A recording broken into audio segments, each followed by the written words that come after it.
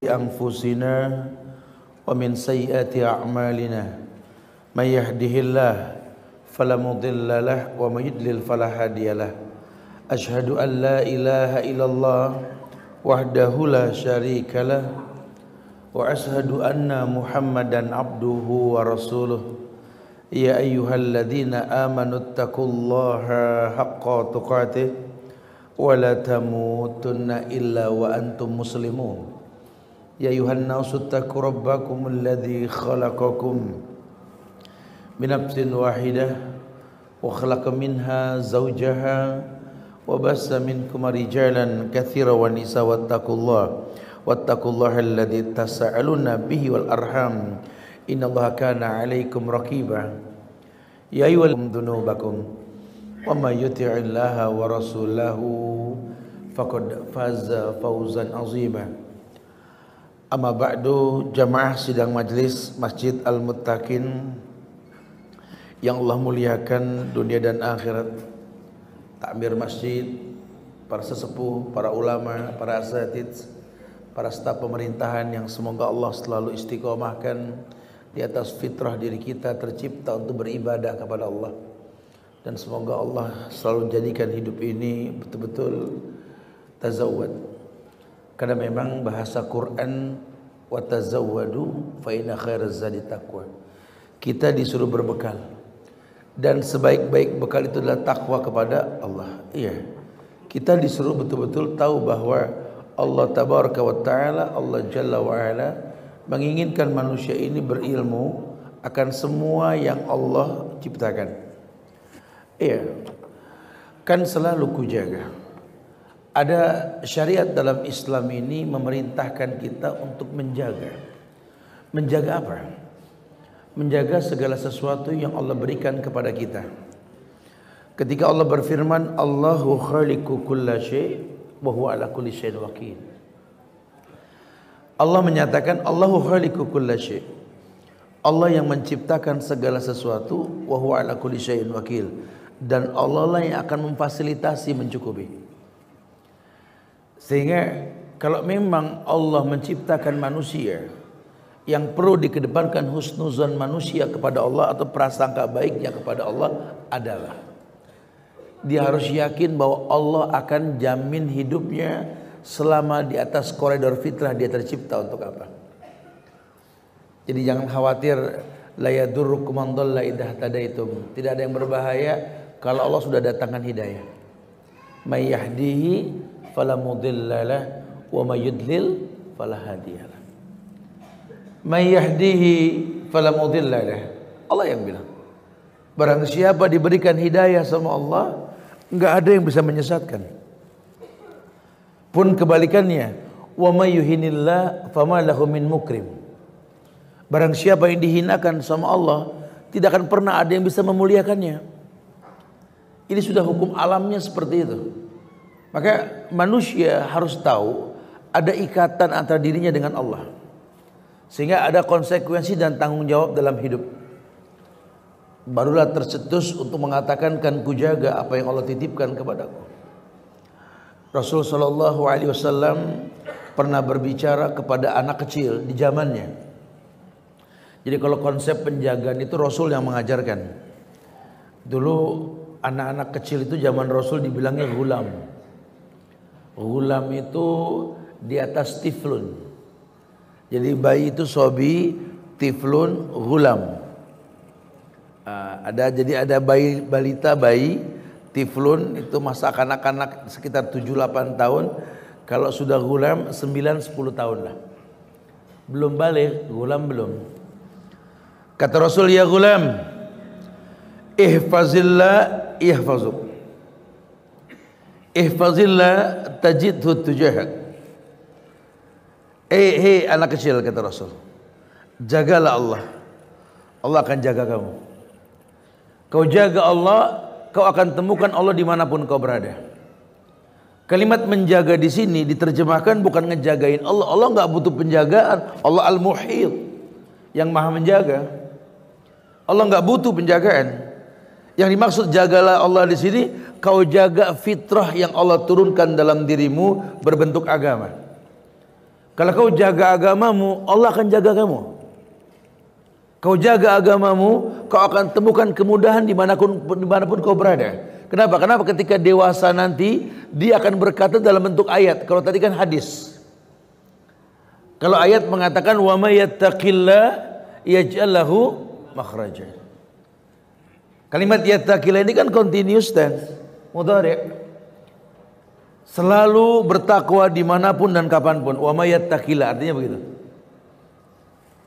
Yaj'al lahu makhrajan, dan selalu kapanpun dimanapun Allah berikan solusi. Jadi kalau kita dalam kondisi apapun beribadah, Allah jamin kita.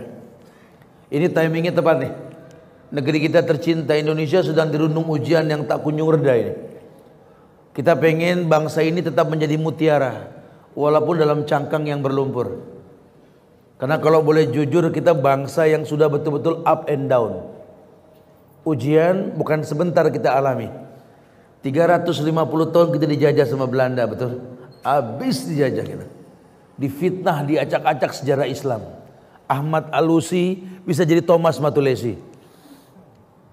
Ini pahlawan wanita hebat dari Aceh, Cut Nyadin, dengan hijabnya melawan Belanda, bisa pakai kondek miring di uang 10.000 gitu loh.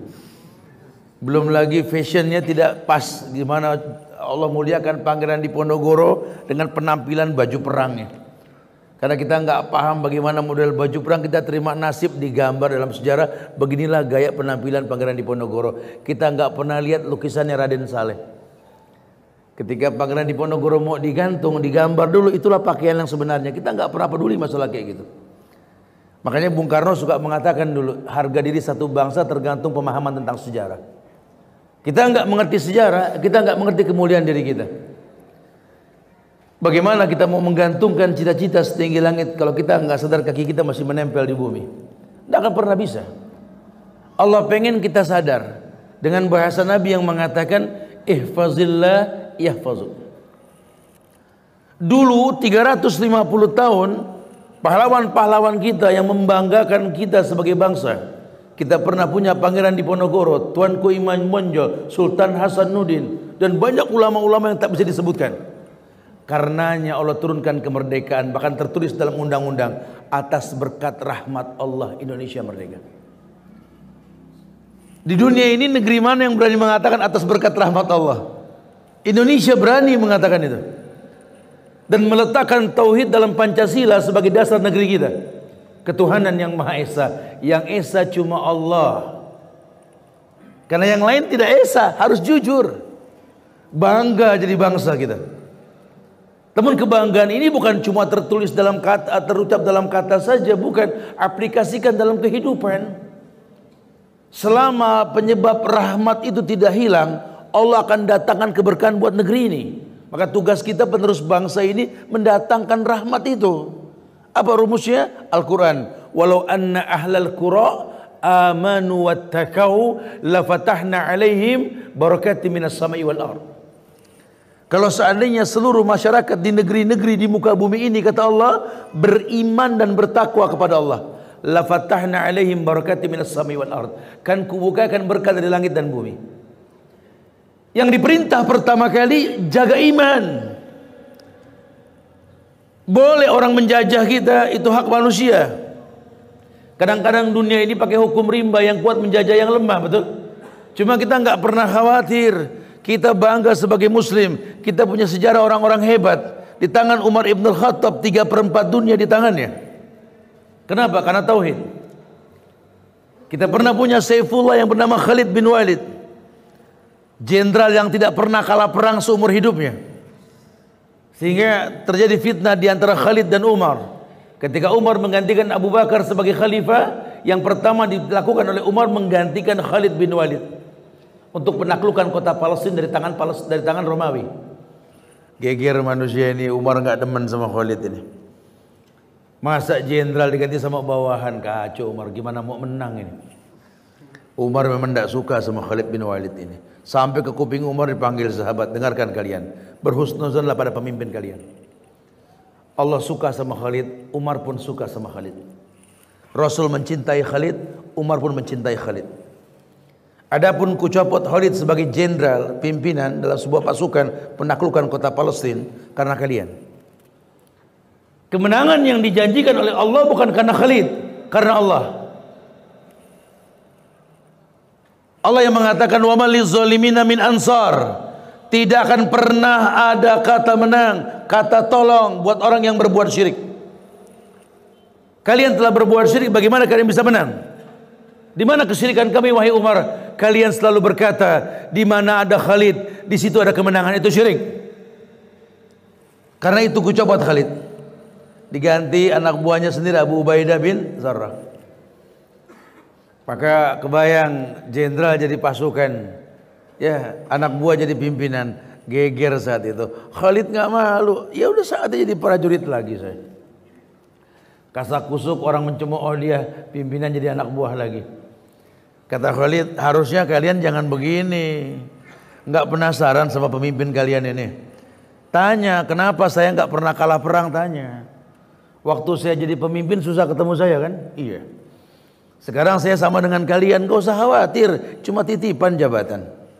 Tanya, kenapa saya nggak pernah kalah perang? Kenapa? Apa strateginya? Lawang yang kita makan sama yang kita minum sama kok. Kita sholat di masjid yang sama, mencontoh Nabi yang sama, ibadah kepada Tuhan yang sama. Di mana beda kita? Tidak ada perbedaannya, betul? Baiklah kalau begitu Khalid, mumpung lagi di bawah nih kita ngobrolnya enak nih. Apa rumus kamu tidak pernah kalah perang kalau lawan musuh? Sementara catatan sejarah mencatat jumlah bilangan pasukanmu lebih sedikit ketimbang musuh yang kau lawan. Kata Khalid, dengarkan. Aku selalu berpatokan dengan sabda Nabi yang mengatakan beda kita sama orang kafir itu adalah seperti orang hidup dan mati. Maksudnya apa? Kalau kita hidup karena kita berzikir. Ini jumlah pasukan kafir yang banyak, mereka itu seperti mayit yang sudah mati. Kenapa? Karena nggak ada yang berzikir. Dan saya selalu berkata kepada pasukan saya yang lebih sedikit sebelum terjadi peperangan, wahai pasukanku, kalian sedikit, namun kalian hidup, kalian mengingat Allah. Musuh di hadapanmu itu mayit semua, nggak ada yang mengingat Allah. Hancurkan mayit tersebut. Hancurkan mayit tersebut. Ini yang membuat mereka semangat. Masya Allah. Tariq bin Ziyad ketika terpojok pasukannya, dia bakar sengaja kapal lautnya. Orasinya terkenal Tariq bin Ziyad ini. Dia berkata kepada pasukannya, ayyuhal ummah, innal aduwa amamakum wan naru wara'akum wa in akhtar bainahuma. Wahai pasukan, musuh di hadapanmu, di belakangmu ada api yang siap membakarmu. Mana yang kau pilih? Hidup yang pasti adalah mati. Masya Allah. Mereka orang-orang yang tidak takut mati. Kenapa? Karena amalnya semua tazawwad, persiapan untuk ke akhirat. Lain sama kita, nggak ada persiapan buat ke akhirat. Hidup kita bangun pagi untuk urusan dunia, kita nggak pernah takut dengan dunia, tapi mati kita semua takut. Kita punya penyakit wahan, hubbud dunya wa karahiyatul maut. Terlalu cinta dunia, takut dengan kematian. Kurang kita bermuhasabah, kurang duduk di majelis ilmu kita, bahwa kita sedang berjalan menuju akhirat, bukan menuju dunia. Di alam ruh kita berjanji dulu, alastu birabbikum qalu bala syahidna. Kita mulai masuk step pertama alam rahim, cuma 9-10 bulan dalam kandungan. Tempatnya pun kecil, sesaat sekali. Allah pindahkan ke alam berikutnya, alam dunia yang lebih lama, sittin wa sab'in, 60-70. Pun lebih besar daripada rahim. Tapi kan bukan forever. Kata Rasul, umru ummati baina sittin wa sab'in. Umur umatku antara 60-70. Aqallu zada min zalik, sedikit yang lebih dari 70. Nabi bocorkan begitu. Umur umatku ini paling pendek antara 60-70. Ada yang lebih dari 70 kata Nabi, tapi sedikit. Maka beliau mengatakan khairun nas man tala umruhu wa hasuna amalu. Sebaik-baik manusia yang panjang umurnya, bagus perbuatannya. Kenapa pakai bahasa begitu? Karena biasanya kalau sudah tua kurang bagus perbuatannya. Bukan nggak baik, sudah mulai pikun, sholat sudah mulai nggak bisa sempurna, ngitung zikir lupa melulu, betul? Ngapal Quran juga kadang-kadang, masya Allah, zaman masih muda dulu Ustaz. Saya itu konsentrasi seharian bisa hafal 10 ayat sampai 20 ayat, Masya Allah. Ya sekarang juga bisa, cuma bedanya kalau sekarang saya fokus seharian hafal 10 ayat, besok hilang 12 tekor 2 gitu loh. Makanya bukan saya nggak mau nambah jumlah bilangan hafalan, yang ada rusak urusannya. Tuh kan, masa itu telah datang kepada kita. Kita bukan kita yang 10 tahun yang lalu. Kita bukan kita yang 10 tahun yang lalu. Sehingga Nabi mengatakan aqulu zada min zalik. Ada yang lebih dari itu, ada, cuma sedikit. Ya mudah-mudahan kita tergolong yang sedikit lah, amin. Umur ini kan harus panjang, tapi nggak harus kalimatnya. Yang pasti kita yang harus yakin bahwa mati itu pasti, betul. Tat ngomong yang lain, jangan ngomong mati mulu saja. Kalau bicara mati sih memang kita nggak tahu siapa yang duluan kan. Ya kita berharap terserah Allah lah yang terbaik udah. Saya kalau ngomong masalah kematian orang suka pada komplain aja. Ya saya suka bilang sama mereka nggak usah takut mati, mati Allah yang ngatur. Bisa jadi ya jamaah duluan baru saya atau saya belakangan baru jamaah duluan, kita nggak tahu kan. Ini namanya kematian ya. Terserah Allah lah. Yang pasti memang kematian nggak pakai absen, betul. Kalau pakai absen saya S paling belakangan urusannya, subhan ya. Pekan ini yang namanya A semua A deg-degan tuh. Habis A B. Ya intinya sih takut mati. Ya Nabi mengatakan umru ummati baina sittin wa sab'in. Umur umatku antara 60 70. Ini kabar dari Rasul. Umurmu tak lebih dari itu. Sementara kau mati bakal berjumpa dengan Allah, liqa'a wajhi rabbihil a'la. Apa yang kau bawa berjumpa dengan Allah nanti? Pahalakah, dosakah? Tidak tahu. Islam cuma katakan wa tazawwad ya akhi, berbekalah. Nah, penekanan Nabi kepada anak kecil yang bernama saat itu namanya Muaz bin Jabal, Abdullah bin Mas'ud dan lainnya, ihfazillah yahfazuk, jagalah oleh kamu Allah, Allah akan jaga kamu. Maknanya yakni agama yang Allah titipkan.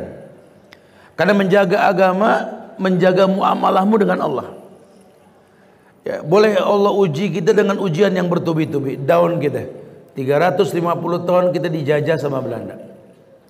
Ya, Allah permalukan Belanda. Bambu runcing bisa ngusir Belanda. Merdeka gitu. Belum lama merdeka, Jepang masuk, seumuran jagung katanya. 3 bulan setengah ini 3 tahun setengah cuman. Rasanya 3 abad setengah. Dijajah sama Jepang kita. Jepang pun kalah. Kita dihantam sama nikah, sama agresi Belanda 1, agresi Belanda 2, pemberontakan PKI di Madiun, masuk lagi pemberontakan G30 PSPKI di Jakarta. Lihat, masuk kita orde lama, orde baru, reformasi, repotnasi dan lain sebagainya. Ini negeri sudah up and down, sudah kita ngalamin semuanya. Jujur, tapi kalau buat orang yang bijak akan melihat apa? Ujian badai yang pasti berlalu. Karakter negeri ini jangan hilang. Masyarakat yang gotong royong ini, masyarakat yang punya sifat pemaaf ini jangan hilang. Walaupun secara jujur kita bangsa yang gampang diwarnai, Pak. Padahal kalau kita sadar bahwa kita bangsa yang gampang diwarnai, tinggal ambil kesempatan mencari teman yang gampang mewarnai. Kata Rasul kan almar'u ala dini khalili, orang tergantung agama temannya. Ya, karena kalau orang kita ini bergaul sama barat, ini westernisasinya dahsyat. Bukan ilmu barat yang kita ambil, rambut barat yang kita tiru, gitu. Baru ke Singapura 2 hari, pulang udah kayak orang Singapura kita. Baru rencana pengen ngobrol sama bule, datang ke Indonesia sebagai turis, dia bulein rambut dia. Ini orang umroh pakai batik. Ya Allah, 11 hari di Arab pulang pakai gamis, betul? Bukan nggak boleh, boleh. Saya nggak katakan nggak boleh, ya boleh ya. Tapi saya salut sama orang Arab didatengin sama orang Indonesia tiap bulan umroh. Orang Indonesia datang pakai batik, nggak ada orang Arab yang nular pakai batik, betul? Karena mereka nggak gampang diwarnai. Kalau kita gampang diwarnai, padahal kalau kita gampang diwarnai, kita makin dekat sama agama paling asik. Lihat karakter-karakter pejuang-pejuang kita, penampilannya beda-beda. Kenapa? Karena yang mendominasi dakwah saat itu yang mewarnai mereka. Antum perhatikan deh. Sultan Hasanuddin dengan tuanku Imam Bonjol beda penampilannya, betul. Ya, dengan Teku Umar ya lebih beda lagi tuh. Ya, bahkan dia pakai torbus agak miring. Dengan Pangeran Diponegoro lain lagi tuh. Ahmad Alusi di timur sana beda. Dan banyak orang-orang hebat lainnya, lihat penampilannya. Lihat ya. Mereka terwarnai, cuma akidah mereka nggak terwarnai. Baju boleh beda, suku bangsa boleh beda, akidah kita sama. Maka kita sepakat mengatakan bahwa sila yang pertama, ketuhanan yang maha. Boleh berbeda suku bangsa, tapi tolong pegang anak Indonesia. Jangan pernah mengatakan ada Tuhan yang lebih dari satu, kecuali Allah, Allahu Ahad. Perintah kul huwallahu ahad, ketuhanan yang maha esa. Setelah itu Allahus samad. Kita bakal minta sama Allah. Wa inna Allah ta'ala la yunalu ma indahu illa bita'ah. Karena semua yang baik yang kalian minta adanya di sisi Allah. Dan semua yang baik yang adanya di sisi Allah yang kalian minta tidak mungkin kalian dapatkan tanpa kalian mengesahkan Allah, mematuhi Allah. Ujian seberat apapun buat Allah nggak ada yang berat.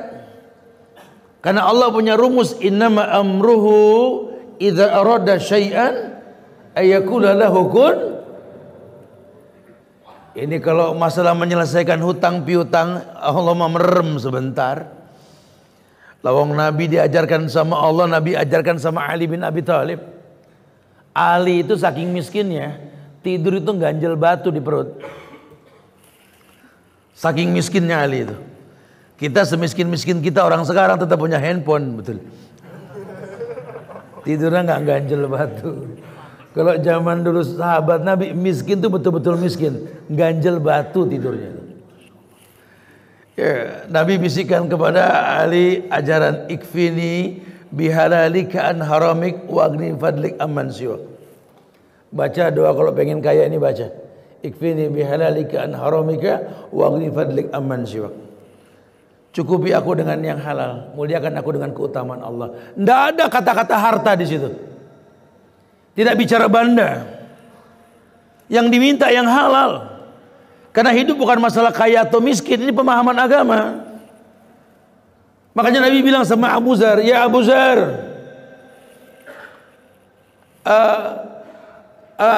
Nabi mengatakan, wahai Abu Zar, akasratul mal huwal ghina, na'am. Akillatul mal wal faqr, na'am. La Abu Zar, annal ghina ghina'ul qalbi wal faqr faqrul qalbi. Abu Zar sini kata Rasul. Menurut kamu bagaimana? Kalau saya katakan kaya itu karena banyak harta, iya Rasul.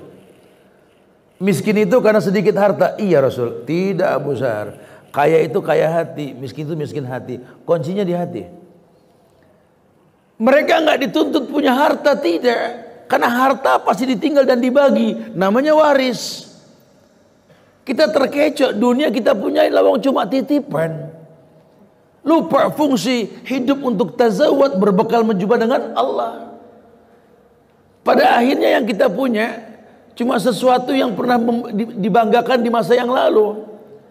Ya Masya Allah, semoga Allah muliakan presiden kita yang ketiga, B.J. Habibie, ya Masya Allah.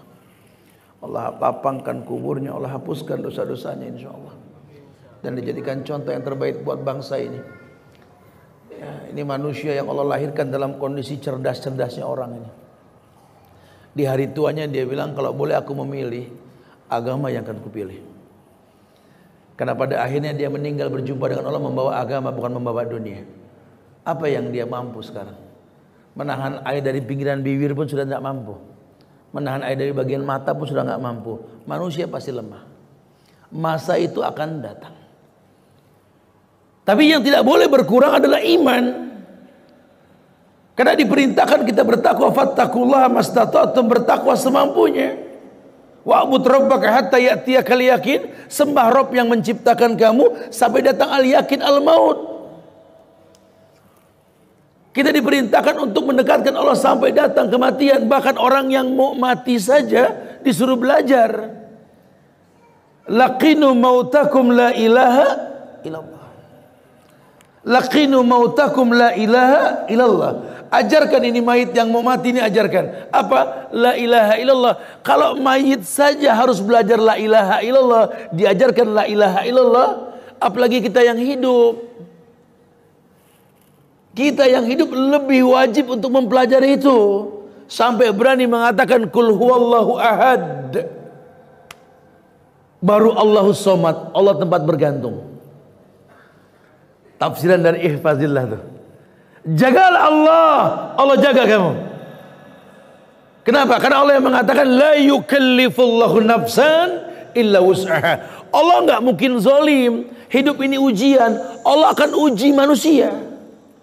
Fala ya'lamanna Allahu alladziina shadaqu wa la ya'lamanal kadzibin.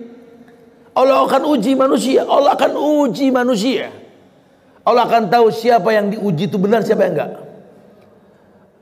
Alif Lam Mim. Ahasiban nasu ayutraku ayyakulu amanna wa hum la yuftanun. Wa laqad fatana alladziina min qablihim fala ya'lamanna Allahu alladziina shadaqu wa la ya'lamanal kadzibin. Al-Ankabut ayat 1 hingga 3 itu. Alif Lam Mim cuma Allah yang tahu. Ahasiban nas, apakah manusia mengira ayutraku ayyakulu amanna, mereka ditinggalkan begitu saja setelah mereka beriman. Kata Allah, walaqad fatana alladziina min qablihim. Allah telah uji orang yang lebih imannya sebelum mereka. Allah uji, makin bagus iman orang makin kuat ujian. Tujuannya apa? Fala ya'lamanna Allahu alladziina shadaqu wa la ya'lamanal kadzibin. Ujian akan mempertontonkan siapa di antara mereka yang jujur dalam iman, siapa yang tidak. Karena ada orang diuji kaya, dia baik agamanya. Kalau diuji miskin belum tentu baik. Atau kebalikannya, diuji miskin baik agamanya. Sehingga kalau nggak dimiskinin nggak baik. Manusia begitu karakternya. Allah pengen kita nggak terjebak dalam hal yang seperti itu. Kalau terbiasa menjaga Allah dalam kondisi apapun, kita jaga Allah. Sibuk seperti apa, kalau memang wajib, nggak akan pernah ada kata tidak. Dia tahu yang namanya Islam ini jangankan tenang di rumah. Lawang dalam kondisi perang saja, pasukan Islam dalam kondisi perang, ya, itu ada sholat khauf. Peluru berdesing, pedang berdenting, darah bercucuran, yang namanya sholat tetap. Ini sudah serampangan, banyak anak-anak sekarang mengatasnamakan jihad. Demo dibilang jihad, mencaci maki dibilang jihad, bom bunuh diri dibilang jihad. Sampai di antara mereka ada yang jihad nggak sholat. Oh, saya pengalaman pribadi begitu kalau lagi masuk ke KPK, ada kebetulan kita ngajar di sana. Banyak yang pada demo, saya nggak tahu siapa mereka yang berdemo. Ada sih yang kenal beberapa orang yang saya tahu ini. Pengawalan masuk ke dalam gedung itu, saya sebelum saya tegur dulu yang pada demo. Azan zuhur, sholat dulu, ntar lanjut lagi sholat. Tanggung tat, lagi jihad. Waduh. Ini jihad model baru tanpa sholat ini gitu loh. Kenapa? Karena sudah serampangan, sudah nggak betul. Ya, kita nggak mau mengkritisi lah yang ada. Cuma memang kalau sampai orang menganggap remeh sholat, maaf. Kita tercipta untuk sholat. Kita tercipta untuk sholat. Wa ma khalaqtul jinna wal insa illa. Tidaklah kuciptakan jin dan manusia kecuali untuk beribadah. Dalam keadaan genting pun ibadah, sholat. Dan awwalu ma yuhassabu min ummati as-sholat. Dan yang pertama dihisapkan sholat. Kita bicara dakwah pun sholat. Diperintahkan Mu'az untuk berdakwah, syahadat ajarkan. Kalau sudah paham syahadat, ajarkan sholat. Enggak yang lain, jangan ngomong fikih dulu, ngomong sholat dulu. Karena sholat tanha anil faksa wal munkar. Sholat mencegah perbuatan keji dan munkar. Harusnya kita punya pejabat-pejabat di pemerintah, ukurannya sholat gitu loh. Ini segelintir oknum masyarakat ini malah membenci sholat. Bahkan sholat dirusak. Pemahamannya enggak jelas, diterima pemahaman Syiah. Yang sholat ini digabung-gabung 3 waktu. Padahal diperintahkan sholat untuk apa? Tanha anil faksa wal munkar. Aturan main harusnya mengikatnya dengan sholat. Gimana pegawai bisa tepat waktu sholat? Khususnya sholat-sholat yang diperintahkan, sholat usta, sholat asar. Cuma banyak di masyarakat kita ini sholat asar diremehkan. Padahal Allah katakan hafizu ala sholawat wa sholatil usta. Wa qumu lillahi qanitin. Jaga oleh kalian salat kalian, jagalah salat asar. Man taraka salatul asar habita masuna'u. Nabi yang mengatakan, orang yang meremehkan salat asar dimusnahkan semua kebaikan dari pagi. Berapa banyak orang pulang kerja salat asarnya berteman sama maghrib. Ini para penuntut ilmu nggak diperhatikan. Kita ribut masalah tulisan si Ajis, masalah zina sebelum nikah, betul? Ribut se-Indonesia ribut, viral tuh si Ajis, betul? Padahal ada dosa yang lebih dari zina, apa? Meninggalkan sholat wajib. Lebih dari zina. Segedung GBK di Senayan Jakarta, maghrib gak ada yang sholat nonton bola. Zina segedung itu.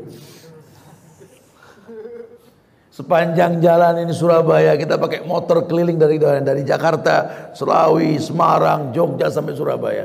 Ajakan zina di mana-mana. KPR, BTN, Masya Allah gak ada laptop, STNK, BPKB. Itu riba sama dengan zina sama orang tua sendiri. Dan kita anggap itu lumrah dan biasa. Negeri kita diacak-acak oleh orang-orang yang pengen Islam ini rusak. Negeri ini hancur, nggak bisa. Kita dititipkan sama Allah negeri, kita jaga negeri kita. Caranya bagaimana? Belajar. Hal yastawil ladina ya'lamuna wal ladina la ya'lamun. Allah sudah tawarkan dengan bahasa, apakah sama orang yang berilmu dengan yang tidak berilmu? Ya beda. Tidak akan pernah bisa sama. Suara orang yang sekolah dengan yang tidak sekolah beda. Saya bingung, Ustaz. Sekarang banyak anak muda pada berjenggot, Ustaz. Saya bingung, anak muda kok sekarang dekat dengan syariat, Ustaz. Jangan bingung, Pak. Agama ini ilmiah. Makin tinggi tingkat pendidikan anak-anak muda, makin gampang sunnah diterima. Tanya sama mereka, kenapa mereka jenggotan? Mereka dianggap teroris. Tanya, kok jenggotan?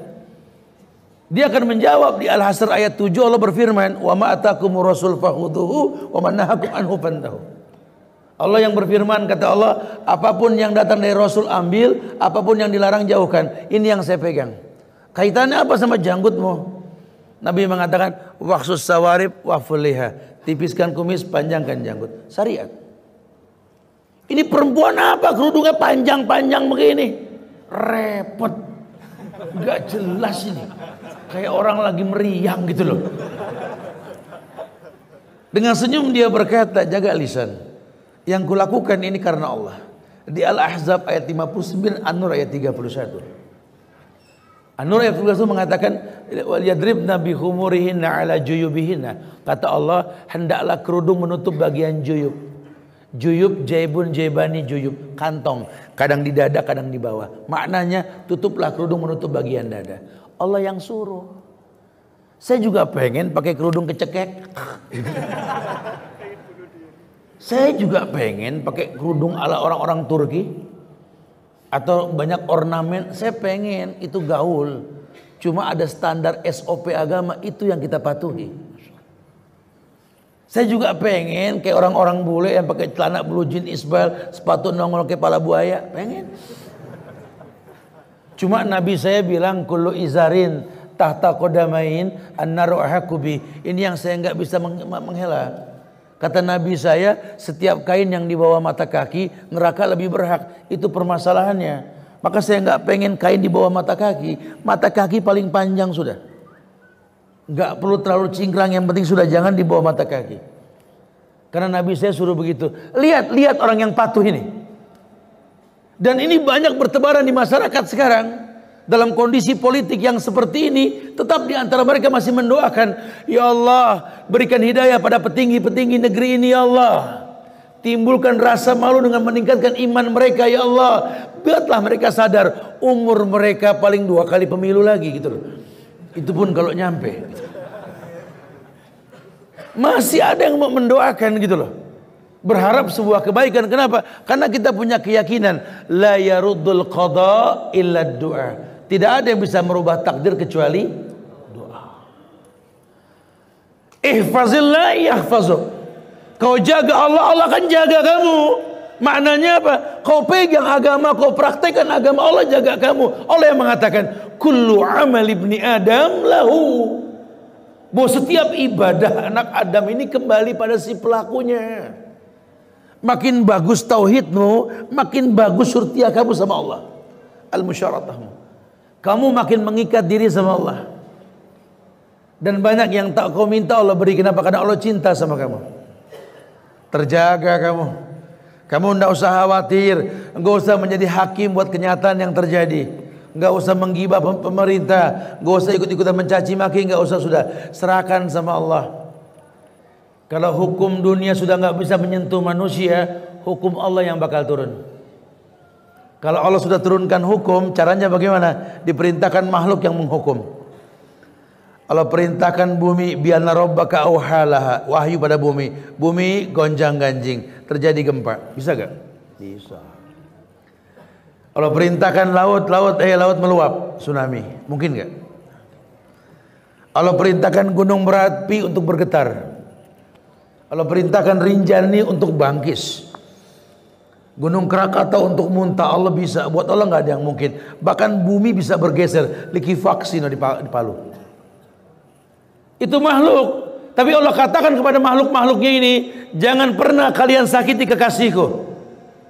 Man adali waliyan faqad adzantuhu bil harbi. Siapa yang menyakiti kekasihku, kata Allah, berang melawan aku. Ini yang saya tekankan sekali buat diri saya dan jamaah sekalian. Ku anfusakum wa ahlikum nar. Tolong tetap jadi kekasih Allah. Ya, boleh diuji dengan ujian yang seperti ini. Kita yang di up and down oleh kenyataan. Tapi tolong, jangan berubah fungsi. Biarlah tetap menjadi mutiara walaupun dalam cangkang yang berlumpur. Diikat jadi leontin tetap mutiara. Jadi gelang jadi mutiara, pun dalam cangkang yang berlumpur tetap mutiara. Jangan pernah berubah. Karena Allah akan uji kita. Umpama hidup ini badai gelombang yang tinggi, kita cuma sebatang kering yang sedang terombang-ambing. La yaminan wala shimalan, wala muqaddam wala muakhir, wala fawqan wala tahtan. Tapi ingat, badai itu milik Allah. Kalau dikatakan sama ulama badai pasti berlalu, insya Allah. Tinggal kita yang yakin. Permasalahannya bukan ada tidak ada badai, bukan itu permasalahannya. Ketika ada badai, bisakah kita bersabar? Ketika badai berlalu, bisakah kita bersyukur? Ini yang paling penting. Sehingga jangan terkecoh, karena banyak orang ketika badai datang dia bersabar. Ketika badai hilang pun dia kufur. Banyak diamsalkan dalam Quran seperti orang yang naik bahtera. Laut yang tak bertepi membuat mereka takut. Dia dekat sama Allah minta keselamatan. Selamat dari laut, dia lupa sama Allah. Itu yang terjadi. Cari dalil, cari zikir. Pengen punya jabatan, pengen punya kursi. Baca ayat kursi, betul? Udah punya kursi lupa ayat. Itu yang sering terjadi. Ini orang menjual ayat-ayat Allah dengan harga murah, akan berhadapan dengan Allah. Buka Quran sebagai petunjuk. Anda manusia tercipta untuk ibadah. Quran itu petunjuk. Dzalikal kitabu la raiba fihi hudan lil muttaqin. Itu Quran, tidak ada keraguan di dalamnya. Petunjuk buat orang yang bertakwa. Kalau Anda nggak tertunjuki, Anda kurang bertakwa. Jangan Quran ditinggalkan. Bukan koran yang dibaca, bukan sosial media yang diikuti. Quran baca. Buka sejarah. Politikus hebat yang namanya Haman, lihat. Pemimpin zolim Fir'aun, lihat. Raja Namrud, lihat. Kaum yang kuat perkasa Ad dan Samud, yang bisa mengukir dinding gunung, lihat. Di hadapan Allah cuma debu yang berterbangan. Apalagi kamu yang cuma numpang hidup di pundak-pundak orang kafir. Mayit yang kau ikuti, mayit yang kau temani, lihat. Kamu tidak takut sama Allah. Sementara waktumu makin berkurang, bukan makin panjang. 7 turunan nama anak-anakmu ke depan menyanding namamu. Takutlah kepada Allah. Kau coreng 7 turunan di wajah orang keluarga kamu. Masya Allah. Lihat. Allah pengen kita paham. Sejak kecil Nabi ajarkan ihfazillah yahfazun. Ihfazillah tajidhu tujahak. Jagalah Allah, Allah akan jaga kamu. Kau akan temukan Allah dimanapun kau berada. Maknanya apa? Allah tayyib la yaqbalu illa tayyiban. Allah baik, cuma nerima yang baik. Kau buat sesuatu yang baik ke Allah, Allah akan berikan yang baik. Tadi disampaikan di awal, wa innallaha ta'ala la yunalu ma indahu illa bitta'ah ajmilu fit talab. Karena semua yang baik adanya di sisi Allah. Semua yang di sisi Allah tidak mungkin kalian dapatkan tanpa mematuhi Allah, mentaati Allah. Sekarang gimana kita mau diturutin sama Allah? Lawang kita tiap hari ngajak perang lawan Allah.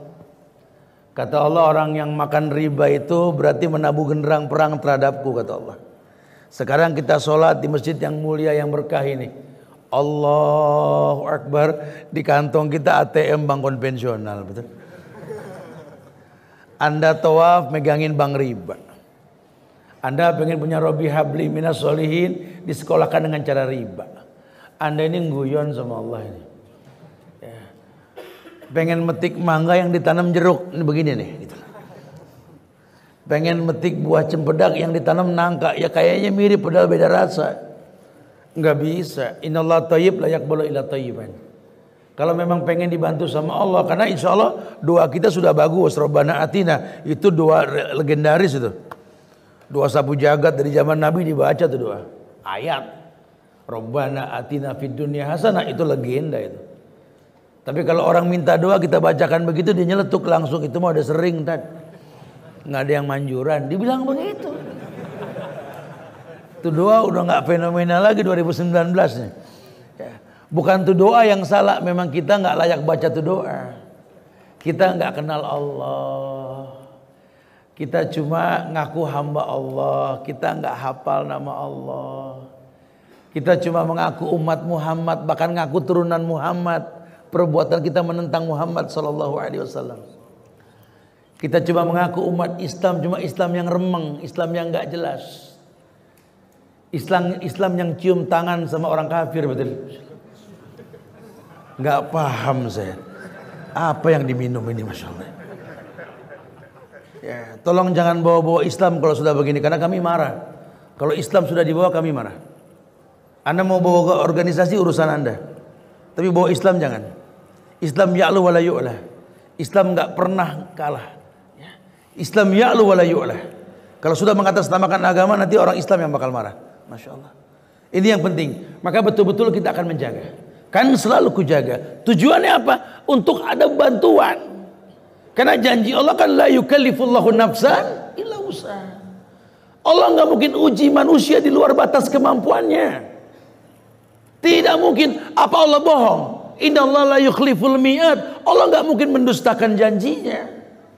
Cuma kan yang penting akidahnya ini. Makanya Ibnu Taimiyah menulis catatan muqaddimah bagaimana mentazkiyah diri dengan ibadah-ibadah kita. Karena tazkiyatun nufus itu nggak punya cara khusus. Setiap ibadah yang betul mentazkiyah si pelakunya. Nah, sebelum terjadi tazkiyatun nufus, dia mesti memiliki 5 hal. Yang pertama, ikatan dengan Allah. Namanya al-musyaratah. Bisa gak seorang hamba sholat tapi dia kenal Allah? Karena kalau tidak ya cuma sekedar gugur kewajiban. Tadi Allahu Akbar di kantongnya ATM riba. Tawaf di Ka'bah ngantongin riba. Pengen nyium Hajar Aswad nyewa joki, betul? Sampai kayak Spiderman nempel di dinding. Lihat. Dia lobby Allah dengan cara yang haram, mimpi di siang bolong. Dia harus jadi orang yang betul-betul memiliki muraqabah. Bahwa ibadah yang dia lakukan dalam rangka pendekatan dirinya dengan Allah, muraqabah. Karena kalau Anda tidak punya niat muraqabah, ibadah Anda cuma sekedar gugur kewajiban. Akhirnya jadi orang yang senang sholat udah beres ketimbang baru mulai. Ciri khasnya apa, Ustaz? Dengar azan kaget. Allahu Akbar, Allahu Akbar. Ya Allah, udah asar ya Allah. Salatu khairum minan naum. Astagfirullah ya Allah, udah subuh lagi ya Allah, ya Allah. Udah gitu imamnya berilmu, sunnah subuh baca panjang. Kebagian imam baca panjang, ya Allah, berhenti di mana nih ayat? Senang banget kalau udah innaka hamidum mazid, paling senang tuh. Assalamualaikum. Aduh, beres juga deh. Gitu. Ini orang sholat cuma sekedar gugur kewajiban, padahal harus kan isti'anah. Allah nggak tuntut yang lain, disuruh sabar dan sholat. Cuma enakan selesai sholat, ini kan muskilah. Dia nggak muraqabah, nggak dalam rangka mendekatkan diri sama Allah. Kalau orang yang muraqabah, Masya Allah, punya rezeki, kalau perlu ke haram 100.000 kali lipat, Nabawi 1.000 kali lipat, Aqsa 500 kali lipat. Kalau perlu, punya uang nggak hitung-hitungan. Punya uang. Lain kalau nggak punya. Masya Allah. Kalau nggak punya bagaimana Ustaz? Dia sudah sholat berjamaah di masjid. Bagi laki-laki. Ya, laki-laki soleh, sholatnya di masjid. Perempuan soleha di rumah. Laki-laki sholat di rumah, laki-laki yang solehah. Betul lah. Gampang kok bahasanya. Ya. Pantesan kita nggak punya pejuang kalau lakinya solehah. Betul ya? Harus muraqabah, mujahadah, sungguh-sungguh. Hidayah datang dengan kesungguhan. Walladzina jahadu fina lanahdiyannahum subulana. Bersungguh-sungguh dia. Dan dia pertontonkan kepada orang-orang untuk bersungguh-sungguh juga. Orang berbuat baik karena dia, pahalanya mengalir. Bukan ngatur hidup orang menurut pendapatnya, bukan. Janganlah kau paksa burung berbunyi di kandang yang kau siapkan. Biarlah dia berkicau dengan gayanya. Kau tinggal mensyukuri, bukan memiliki. Taslim, tunduk patuh. Harus taslim sama Allah yang keempat. Bagaimana Anda mengaku Islam, raganya Islam, hatinya kafir? Sama. Anda di sebuah perusahaan, wujud Anda di situ, cuma hati Anda di perusahaan lain, Anda munafik. Jadi orang yang total gitu loh. Yang total. Kalau Anda bangsa Indonesia, jangan pernah kurangi cinta sama negeri ini. Merasa tersindir kalau pulau kita mau dijual gitu loh. Merasa sakit kalau bangsa ini difitnah. Mungkin kami nggak bisa merubah dengan tangan, lisan kami pun tidak didengar. Tapi doa kami tak akan pernah berhenti buat Papua. Doa kami tak akan berhenti buat saudara-saudara kita di Maluku, di Ambon yang sedang kena gempa. Di tempat manapun yang Allah turunkan bala karena maksiat yang mereka lakukan. Tidak akan pernah kurang rasa cinta pada diri ini. Masya Allah. Betul-betul total. Kalau Anda orang Indonesia, ya berpenampilan Indonesia. Jangan cloning jadi orang yang nggak jelas dari bangsa yang lain. Anda boleh belajar di Madinah, boleh. Cuma pulang pakai bahasa Jawa di Surabaya gitu loh. Jangan rubah Surabaya jadi Madinah. Anda boleh belajar di Mesir, di Maroko, di mana silahkan. Cuma pakai bahasa Anda ketika menyampaikan. Jangan rubah mereka. Tetap bangga jadi bangsa gitu loh. Karena Islam nggak mengatur dalam penampilan. Isma syi'ta, hidup terserah kamu. Jangan rubah itu. Yang disampaikan manhaj, teknik dalam beragama dengan cara yang baik, supaya kau merasakan indahnya Islam. Baru kemudian kau bisa rida, betul-betul total mencintai Allah dan mengakui raditu billahi robba wa bil islami dina wa bi Muhammadin nabiyya wa rasulah. Ridho yang bukan cuma membasahkan bibir saja, tapi aplikasi yang dibuktikan. Kita memang ridho Allah sebagai Rabb. Allah sebagai Rabba Yarubu yang mencipta dengan proses. Sehingga dia tahu sekali semua harus ada prosesnya. Ada proses untuk mendapatkan sebuah kebaikan. Berakit-rakit ke hulu, berenang-renang ke tepian. Bersakit-sakit dahulu, bersenang-senang kemudian. Ringan sama dijinjing, berat bawa masing-masing. Jangan kita berat bawa ya bareng-bareng, Masya Allah. Mungkin itu mukadimah bahasan kita. Buat berbias bahasan silakan kita dialog santai ya. Mudah-mudahan yang saya sampaikan menginspirasi untuk banyak pertanyaan. Silakan, fadhil. Kita masuk ke sesi interaktif atau tanya jawab. Sebelum untuk yang akhwat bisa di kertas, nanti bisa diserahkan ke panitia akhwat. Untuk yang ikhwan kami utamakan bisa interaktif secara langsung, bisa acungkan tangan.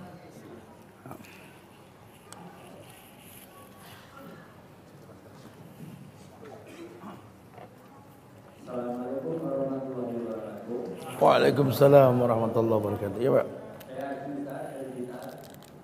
Saya mau bertanya, bagaimana hukum harta yang dikasih orang tua kita, tapi orang tua kita kerja di lembaga ribawi? Gitu aja. Iya. Barakallahu fiik. Naam. Ustaz, bagaimana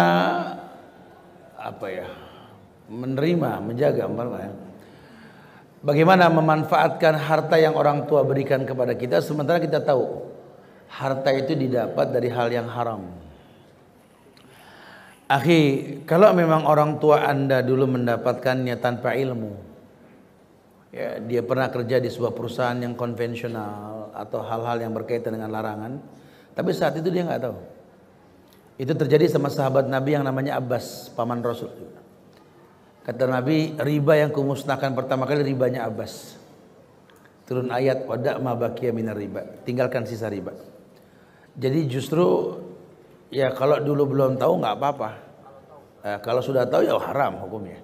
Sesuatu yang haram itu kan wala taqrabu zina, bukan ngebahas jangan zinanya, mendekatinya saja haram apalagi melakukannya gitu loh. Makanya semua hal yang haram prosesnya haram, menjaganya, ta'awunnya haram ya. Jadi la'anallah akilu riba wa mukilahu wa katibai wa syahidai wa kullahum sawa. Allah melaknat pemakan riba, yang diberi makan, yang memberi makan, yang mencatat, yang menjadi saksi saat pamah di depan itu sama semua gitu. Tinggalkan sisa riba. Makanya yuk kita getarkan negeri kita ini dengan akidah yang betul, tauhid yang betul. Yuk kita bangun Indonesia dengan cara yang betul. Caranya bagaimana? Jauhkan riba. Bisa gak orang-orang Surabaya khususnya ini, karena kebetulan lagi di Surabaya ini, ya mulai besok jam kerja kita ambil semua uang kita di bank konvensional, pindah ke bank syariah. Kalau emang Anda masih perlu ATM konvensional, biarlah buat transportasi saja. Uang Anda pindahkan ke syariah. Ada yang berkata syariah sama aja, ini sebenarnya perusak. Syariah beda dengan konvensional, di akad sudah beda. Ini musuh-musuh Indonesia besar karena uang orang Indonesia yang muslim, yang dipegang sama orang-orang yang menghalalkan riba. Itu masalah di kita sebenarnya. Kita tanam pohon mangga, ada benalu yang dikasih NPK, itu salahnya kita. Benalu yang disuburin, itu salahnya kita. Bukan batang mangga yang ditebang, benalu yang dibuang. Jangan repot menghilangkan asap, apinya matiin. Ini bencana akan terus seperti ini, penyebabnya lihat, itu yang diselesaikan. Jangan repot membaca akibat, sebab yang dicari. Makanya ya udah harus ditinggalkan. Semoga Allah jaga insyaallah ya. Wallahu a'lam bishawab. Masyaallah. Ya. Ini nanti antum ajak nonton. Nah, orang tuanya, keluarganya Al-Zifi Channel tentang bab riba nanti bisa dilihat di situ ya. Tayyib, fadhal. Waalaikumsalam warahmatullah. Nama saya Isa dari Surabaya, dari kampus UPN. Saya ingin menanyakan tentang sejarahnya ini Thomas Patimura Matulesi. Nama aslinya adalah Ahmad Lusi dan cutnya apa itu di dalam gambarnya cutnya Din. Aslinya itu orang berhijab. Kenapa kok digambarkan ini orang yang terbuka auratnya, dikuncir rambut belakang? Dan zaman sekarang kenapa kok zaman sekarang kenapa sejarah Islam di Indonesia gitu ini disembunyikan? Seakan-akan anak mulai dari TK sampai perguruan tinggi itu tidak akan tahu kalau itu seorang pahlawan Muslim yang berkah kami. Insya Allah. Kenapa kok disembunyikan Ustaz? Terima kasih. Assalamualaikum. Nanya jangan ke saya nggak tahu nih kenapa nih.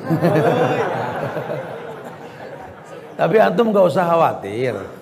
Walaupun terkesan disembunyikan, toh semua orang tahu kebenaran, betul? Ya, dibuang sampah ke tengah laut pasti minggir. Ya. Maksud saya kalau Anda sudah tahu bahwa ada kesalahan dalam sejarah, jangan timbulkan kebencian kepada negeri ini. Berarti kita punya PR untuk mengabarkan kepada dunia bahwa ada sejarah yang dihapus. Ada rasa khawatir tingkat tinggi pada penjajah-penjajah terdahulu dengan pahlawan-pahlawan kita. Karena dulu orang Belanda bingung itu. Ini pahlawan-pahlawan dulu nih nggak ada yang digaji, kok berani mengorbankan dirinya. Mereka orang yang mengatakan hubbul waton minal iman. Cinta tanah itu bagian dari iman. Jadi mereka nggak banyak tawaran kayak sekarang, banyak mall, banyak macam-macam. Yang mereka tahu tuh kerja dan jihad. Makanya di sela-sela mereka bekerja, mereka berjihad, nggak ada khawatir sama sekali. Ya, makanya Belanda bingung, ini orang nggak dibayar ini, kok berani mati gitu. Nah, makanya dibikinlah fitnah-fitnah di antara mereka. Bahkan saya juga ketika saya lebih mendalami sejarah ini, banyak cerita-cerita yang dibuat-buat.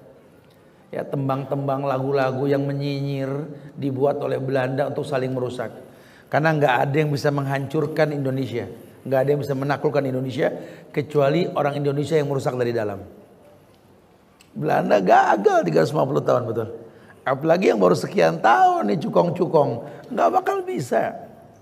Akan selalu lahir Pangeran Diponegoro yang baru. Akan selalu lahir Ahmad Alusi yang baru. Nah, tugas kita belajar dan belajar supaya tahu harga diri kita dengan sejarah tersebut. Wallahu a'lam. Nah. Sebelum ke terakhir lagi kita bacakan pertanyaan kertas dulu. Ustaz, bagaimana menjaga keimanan agar istiqomah terhindar dari futur dan tetap husnuzon terhadap takdir Allah yang terkadang terasa sangat berat? Akhi fillah, ulama mengatakan al-iman yazid wa yankus. Yazidu bi ta' wa yankusu bil maksiat. Ya, kalau kamu pengen istiqomah dalam berbuat baik, stabilisasi iman itu penting. Iman naik dan turun. Naik dengan ketaatan, turun dengan kemaksiatan. Yang tahu naik turunnya iman ya kamu yang punya iman. Makanya yang paling baik dalam keseharian kita berbuat baiklah. Kita diperintahkan sejak melek pagi bilang alhamdulillahilladzi ahyana ba'da ma amatana wa ilaihin nusur. Bangun pagi puji Allah. Dengan memuji Allah, Allah akan puji kita. Allah akan muliakan kita. Fadilah yahfazuk tadi. Nah, mulailah kita berencana. Paham, dalam Islam ini niat berbuat baik saja pahalanya 1. Baru niat. Direalisasikan 7 sampai 700 kali lipat. Maka kalau bisa tiap pagi zikir pagi ba'da subuh, niat yang baik-baik.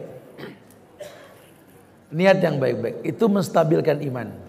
Syukur bisa mengaplikasikan, ya, isi bahan bakar metik 20.000 sehari ini isi 19.000 aja lah. Ada kembalian 1.000 kasih pengemis. Mobil yang biasa 100.000 isi 95.000 ya. 5.000 ya silakan mau tabung boleh buat ngasih orang nanti sekalian atau kasih pengemis 5.000 boleh. Mulai menabung. Yang masih ngerokok ya banyak istighfar. 20.000 sehari kau bakar, mending kau sarok 20.000 sehari. Sebulan 600.000 betul. Setahun 7,2, motong sapi Bali tiap tahun betul. Sehari 20.000, sebulan 600, tahun 7,2 juta. Enggak sampai 3 tahun umroh betul. Ayo dong, jangan sampai negeri ini dibeli oleh pabrik rokok. Udah terjadi loh. Segitiga emas Jakarta dibeli sama pabrik rokok semua itu. Rakyatnya mati kena sesak napas gara-gara asap rokok. Negaranya dibeli sama cukong rokok. Kenapa? Bodohnya kita, rendahnya harga diri kita. Ini racun sudah diiklankan di mana-mana pakai baliho. Racun diiklankan, semua iklan rokok sepanjang Surabaya ini. Ini kajian yang membangkitkan semangat generasi muda. Nggak ada yang pakai baliho, betul? Mana ada pengajian iklannya lebih gede daripada iklan rokok? Jadi kalau bangsa ini susah maju ya wajar. Iklan dosa lebih gede ketimbang iklan kebaikan. Ini masalah. Ya, masalah sudah. Nggak bisa kalau kita nggak istighfar buru-buru ini. Wasari'u ila magfiratin min rabbikum. Cepat-cepat minta ampun sama Rabb kamu. Kita sudah salah jalan ini, sudah salah jalan. Dosa diiklankan, kebaikan disembunyikan. Masya Allah. Allah. Ada lagi Ikhwan yang mau tanya? Sana. Belakang.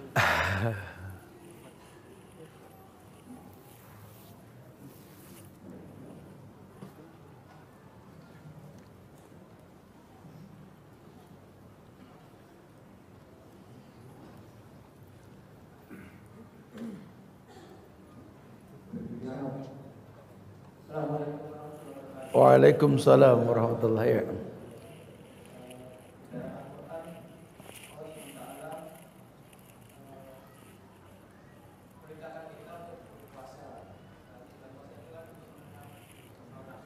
Make dekatin. Enggak deketin aja, deketin ke mulut antum. Yang kenceng mas.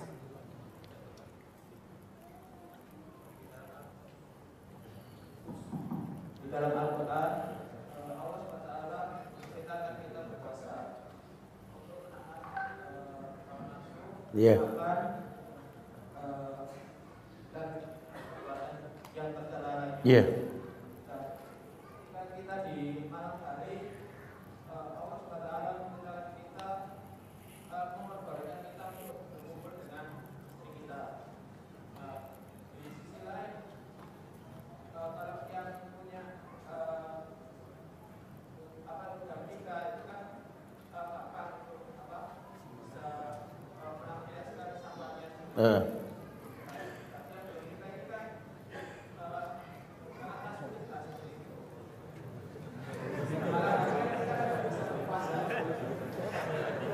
Intinya apa gini?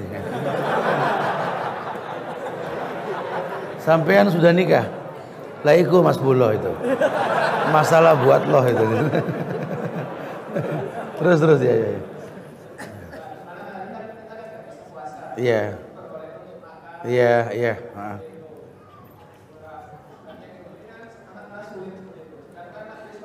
Ya intinya apa ini? Intinya saya paham saya. Intinya apa intinya?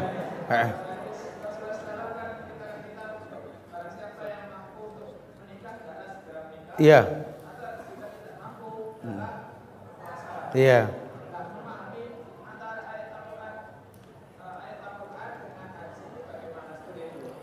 Oh gitu aja.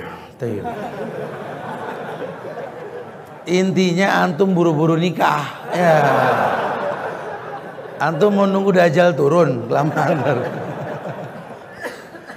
Lawang 1 banding 50 kok di akhir zaman ini. 1 laki-laki 5 perempuan, masa ndak bisa 1 dapat gitu loh. Nah. Jadi sebenarnya memang agak susah kita membayangkan ayat dan hadis tersebut kalau kita belum jadi pelakunya nih gitu loh. Ya, diperintahkan kita untuk melakukan puasa dan berhubungan dengan istri di malam hari. Saya sih sarankan ayat ini jangan dibahas dulu kalau buat belum nikah gitu loh. Antum pusing sendiri nanti. Mendingan antum bahas hadisnya saja. Man istata'a minkumul ba'a falyatazawwad. Barang siapa yang sudah mampu menikah, menikahlah. Dan ternyata menikah itu lambang kemampuan. Maka kalau laki-laki belum menikah, belum mampu walaupun sukses. Anda pengen dibilang mampu, nikah. Jadi laki-laki ar-rijalu qawwamuna 'alan nisa. Greget gitu loh.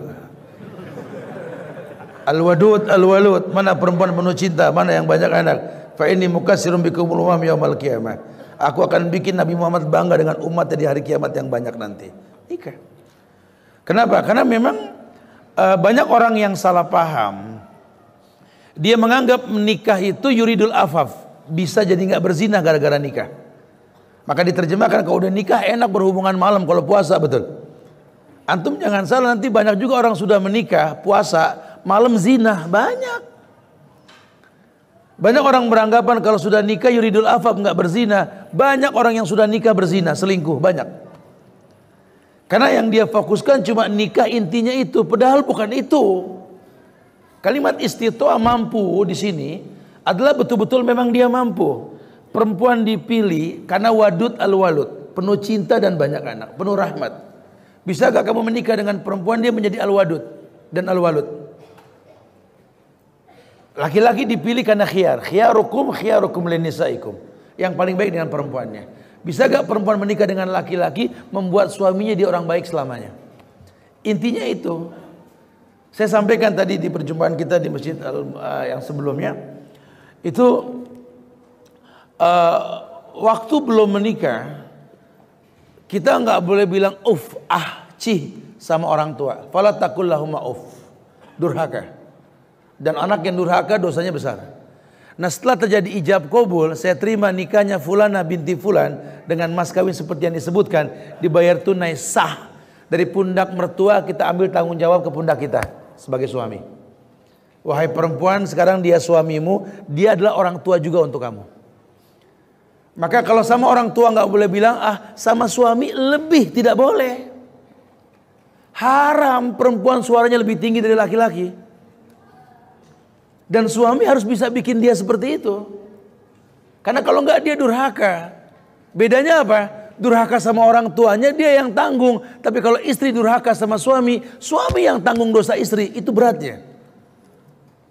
Makanya ketika terjadi ijab kabul itu bergetar arasy. Malaikat menangis melihat manusia siap menanggung dosa orang. Berat nikah itu. Mau nikah? Itu yang urusan ini.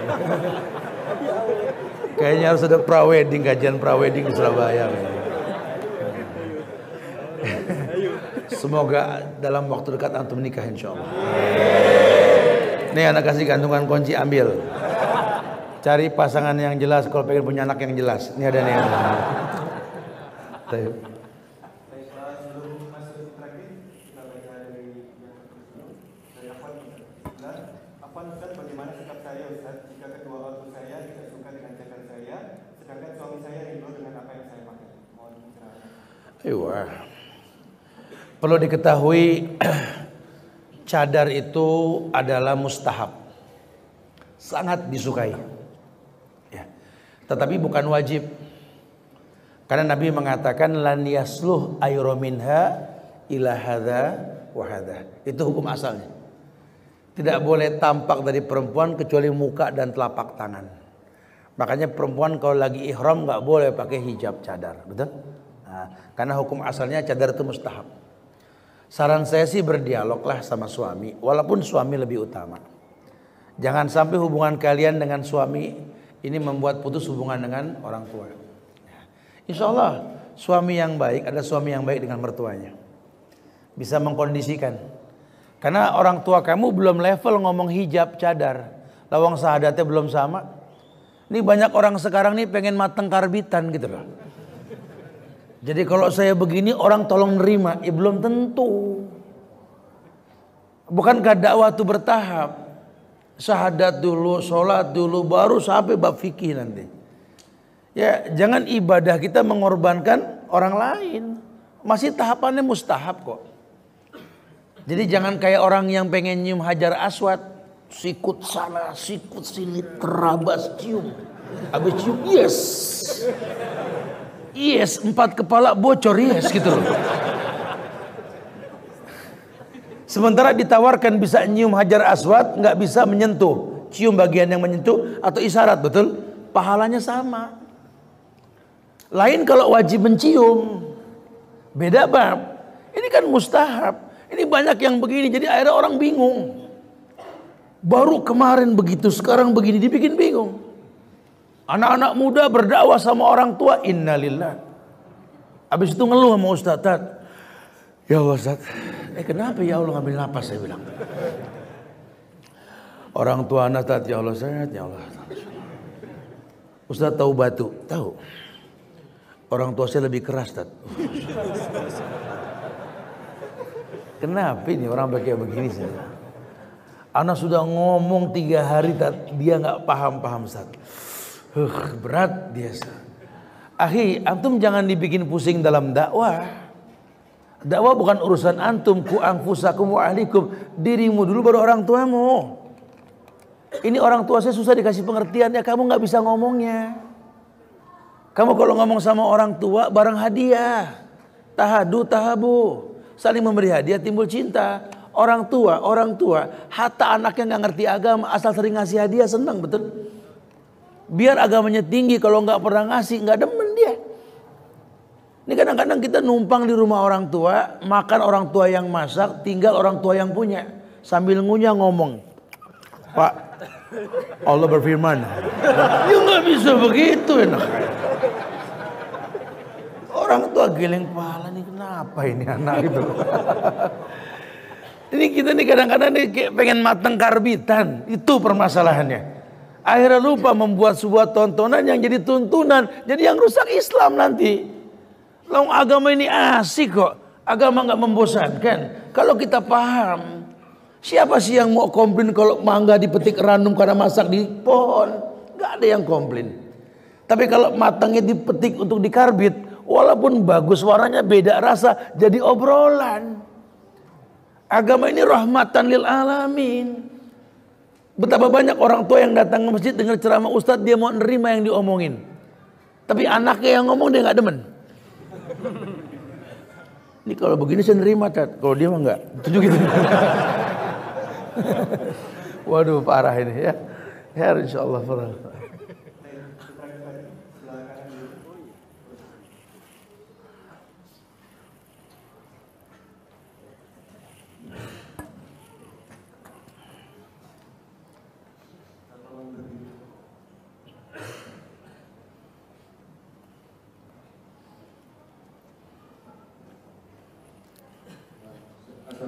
Ustaz. Waalaikumsalam warahmatullahi.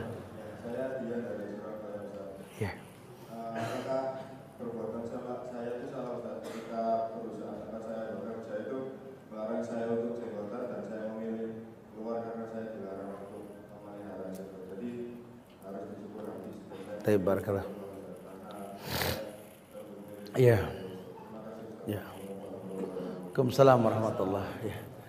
Ini prinsip yang kalau orang sudah ilmiah mengerti agama respect. Kenapa? Karena bukan permasalahan bahasa jenggotnya gitu loh. Karena kalau buat orang yang belum tahu syariat kita ngomong jenggot, Allah jenggot aja diramein, gitu bahasanya. Padahal kalau dia paham konsekuensi, wa ashadu anna Muhammadan Rasulullah. Kita kan baca gitu, asyhadu an la ilaha illallah wa asyhadu anna Muhammadan Rasulullah. Ada 4 konsekuensinya, Pak. Jangan cuma ngomong wa anna Muhammad Rasulullah, konsekuensinya dipegang.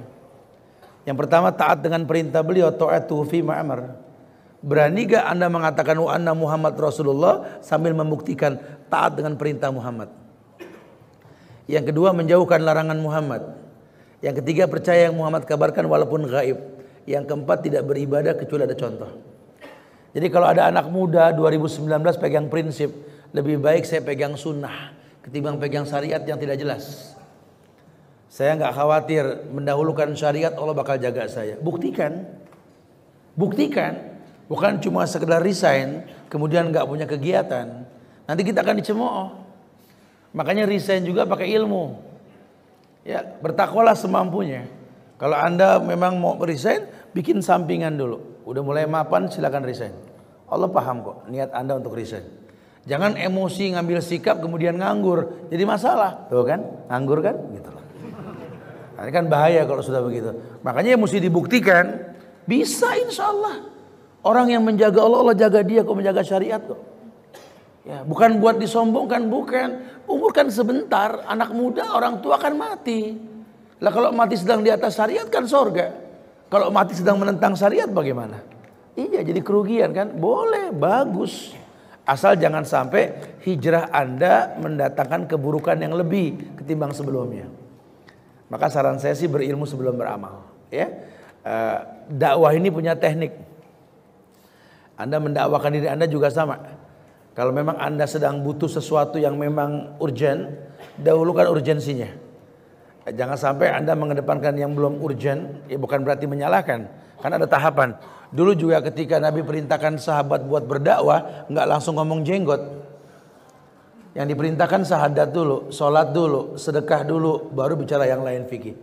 Nah banyak orang pengen ngelongkap, ngebahas fikih, syahadat belum ketemu, sholat belum rapi, sedekah belum berjalan.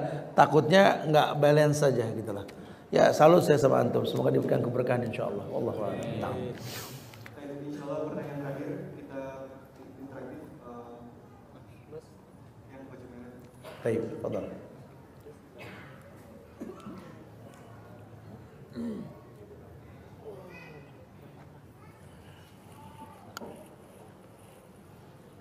Assalamualaikum warahmatullahi wabarakatuh. Waalaikumsalam warahmatullahi wabarakatuh. Semoga Ustaz selalu dijaga dan bersehat. Wa iyyakum insyaallah, Allah muliakan antum insyaallah. Nama saya Arif dari Ternate. Baik. Sebagai anak perantau Ustaz, apakah ada tips itu untuk menyenangkan serta membahagiakan hati kedua orang tua saya Ustaz? Barakallah. Dalam konteks ingin menjaga hubungan dengan keluarga Ustaz. Mungkin itu. Assalamualaikum warahmatullahi wabarakatuh. Apa sekali lagi coba depannya saya nggak begitu. Awal-awal bahasa itu apa? Apakah ada tips jitu Ustaz untuk Apa? Oke. Sip. Yahir, insyaallah.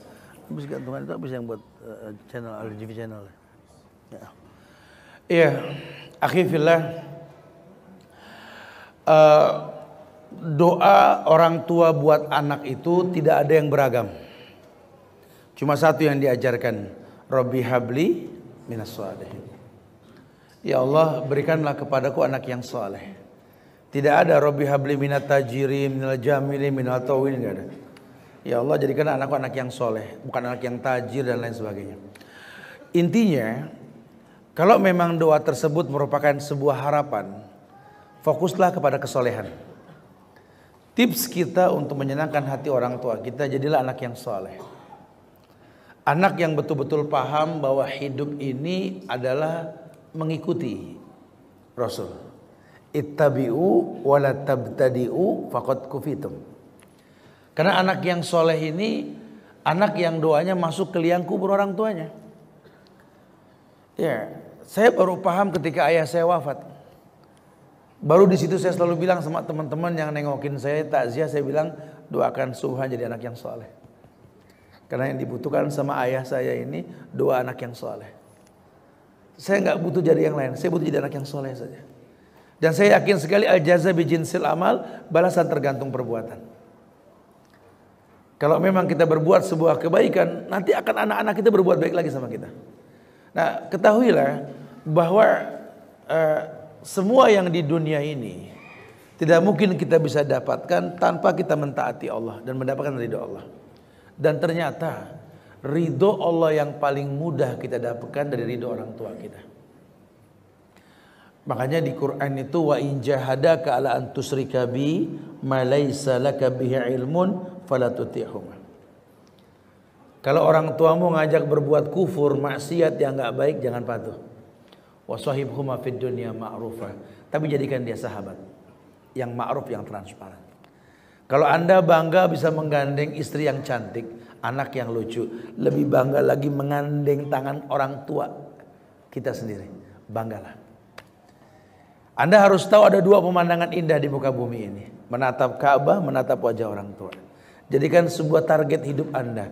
Anda harus menggandeng orang tua Anda untuk tawaf di Ka'bah. Gabungkan pemandangan itu. Mumpung masih tangan hangat yang Anda gandeng. Karena ada masalah tangan mayit dingin yang Anda pegang, rugi Anda. Anda sudah punya tempat tinggal, sudah sewajarnya saja. Jangan repot sama renovasi. Mobil, motor pun seperlunya saja. Lebih baik hajikan orang tua, umrohkan dia. Gandeng. Di titik kiblat Ka'bah yang ditarik menang sampai 7 lapis langit ada Baitul Ma'mur. Anda minta sama Allah yang terbaik. Suruh orang tua Anda berdoa di tempat-tempat yang mustajab di sana. Masya Allah. Sehingga kalau sudah bisa seperti itu, tidak ada yang susah. Tidak ada yang sulit. Sampai Rasul perintahkan Umar bin Khattab dan Ali bin Abi Thalib untuk menemui seorang pemuda yang tidak terkenal di bumi. Bukan penghafal Quran, bukan penghafal hadis, dia bukan ulama. Tapi Nabi perintahkan suruh mendatangi Uwais Al-Qarni. Kenapa Uwais? Karena dia meletakkan orang tua di atas kepalanya. Dia orang yang mencintai orang tuanya, yang dia tahu hidup ini berbakti. Sehingga diakui oleh sejarah kalau Uwais sudah mengangkat tangan ke langit, langit bergetar. Tidaklah turun tangan Uwais kecuali Allah ijabah yang dia pinta. Masya Allah. Semoga Allah jadikan antum anak yang soleh, yang jadi baik buat orang tua antum, insya Allah, mudah-mudahan ya. Barakallahu fiik. Taib.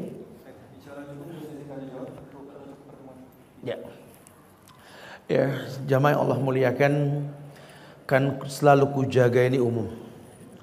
Yang pertama si iman, jaga iman. Jaga syariat.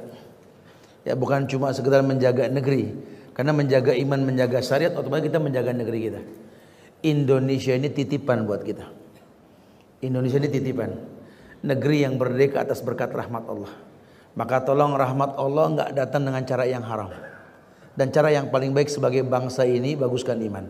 Walau anna ahlal qura amanu wattaqau lafatahna alaihim barakatim minas samai wal ard. Berkah dari langit dan bumi akan datang ke negeri kita kalau kita beriman dan bertakwa kepada Allah. Maka yang paling baik jaga ukhuwah di antara kita. Jangan fitnah politik ini memecah belah persatuan kita.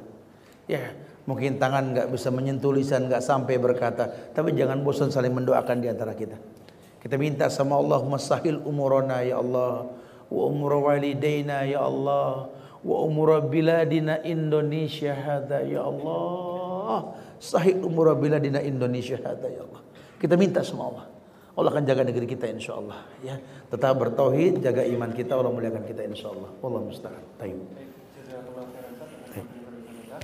Jemaah sekalian, berarti kita dengar kegiatan tafsir kita pada sore hari ini. Semoga ilmu yang kita dapatkan pada sore hari ini bisa bermanfaat dan bisa kita amalkan di kehidupan kita sehari-hari. Dan juga kami ucapkan jazakumullah khairan kepada teman-teman panitia dan juga